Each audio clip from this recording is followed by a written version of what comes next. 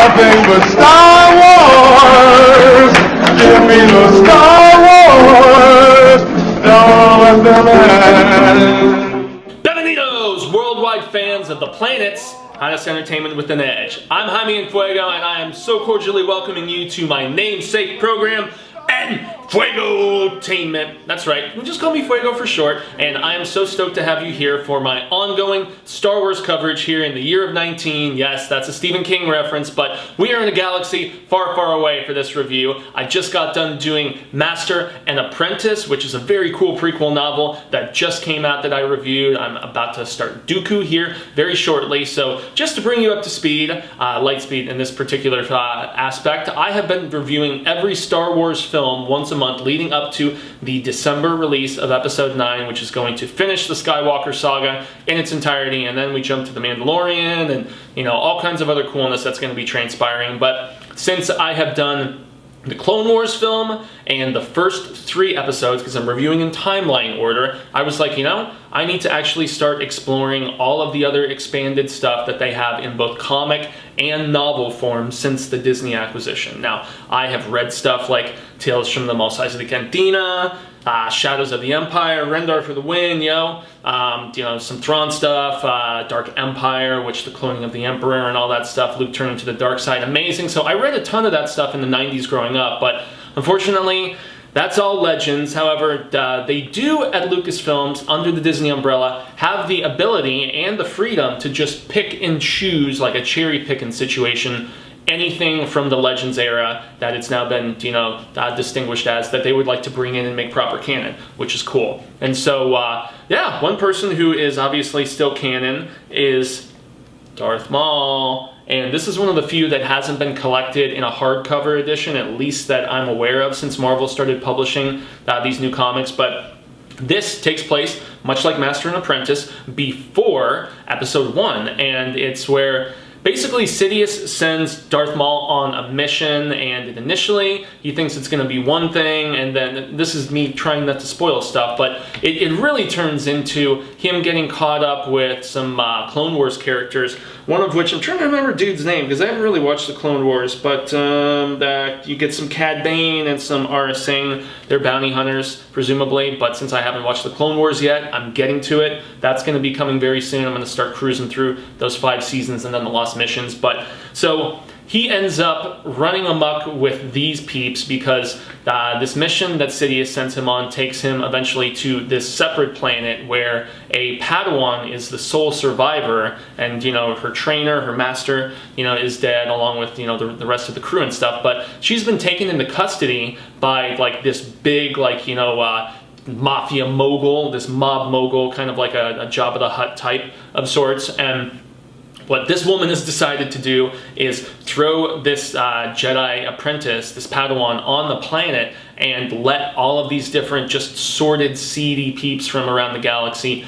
bet and pay to actually, you know, go and hunt her down. So it's like crazy, you know, Jedi human hunt stuff going down. And Darth Maul is just, there's so much internalization in this comic book where you can tell that while he has reverence for Sidious, you know, for our Palpatine, you know, in the same right, he's frustrated and he's brooding because he wants to go out and kill so badly. And Palpatine is basically like, nope, we have to wait for the right time, you know, patience, my, you know, my pupil, and so on and so forth. But yeah, he's brooding and he's raging, and he goes against, you know, just what Sidious has told him to do by getting involved in all of this. And he ends up at one particular point teaming along with the Padawan because, you know, he's like, nope, I want to save her for myself and kill her myself, so I'm going to fight off all of these different, you know, sordid scumbags that are trying to get her before me. And it's actually a really, really cool dynamic. You know, he just wants to kill a Jedi so badly in this book. And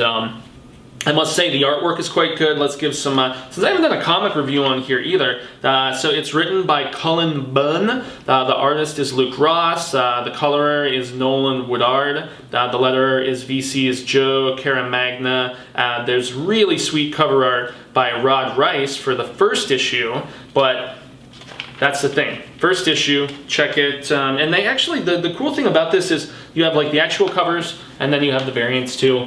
That's one thing that I really enjoy about actually, you know, I love picking up issues in their individuality, but the collectability of a trade is really, really sweet because you get to see all of those like additional covers and stuff like that. And this is where I gotta say, the other covers are done by Rafael Albuquerque, who is one of my absolute favorite artists. He worked on American Vampire, which is one of my favorite comics, Scott Snyder book that was co-created with Stephen King. So he did all of the regular covers from 2 through 5 the rest of the way, because this is a 5-issue miniseries. But you still have your variants. You have this variant, like the animated variant, right there, yeah, which is from the, obviously the, you know, Clone Wars television series. But look at this stuff from Rafa.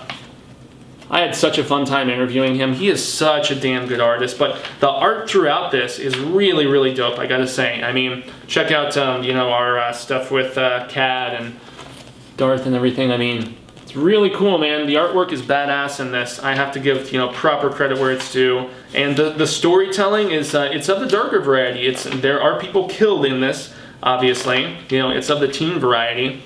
Here's our little Padawan.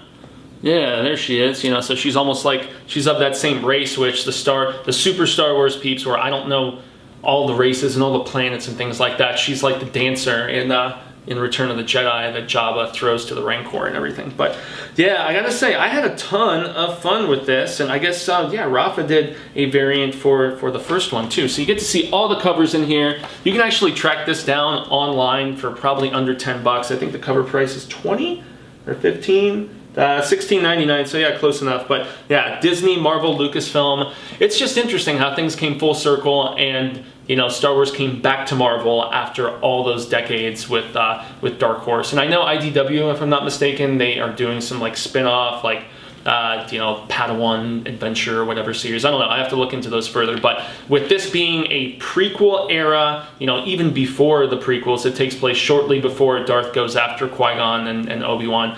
It's really fascinating, and you know, the suspense is where you're wondering, is Darth actually going to kill this Padawan? You know, is Maul going to get him? And you know, it's just really crazy because she's a strong Padawan, and Darth Maul actually like respects and admires her a little bit, and he's like, maybe we can turn her to the dark side.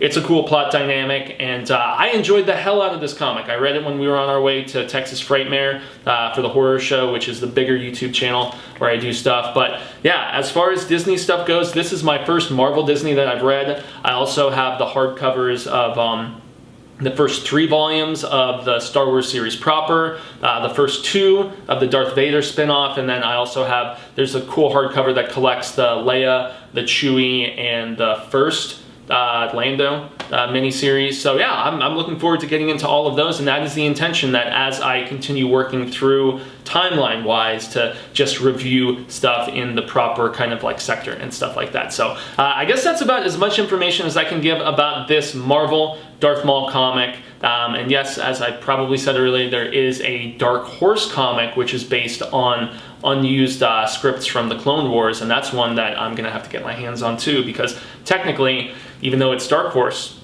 it's canon because it was based on Clone Wars scripts. So there you go.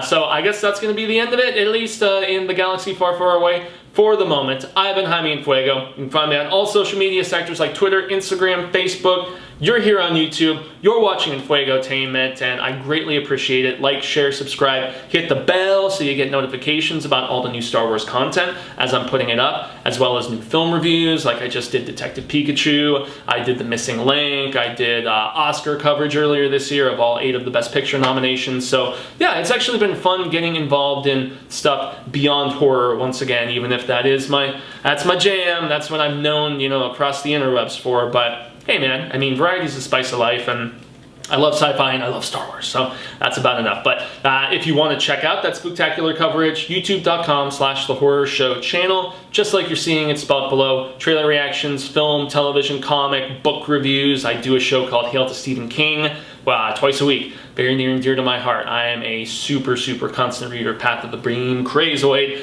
as you will probably catch in some of my videos and just certain things that I throw out there. So I guess I will say hasta luego, cinemigos, and constant viewers alike. I hope that we get to share some palaver sooner rather than later. Yep, there's my king. It always comes out.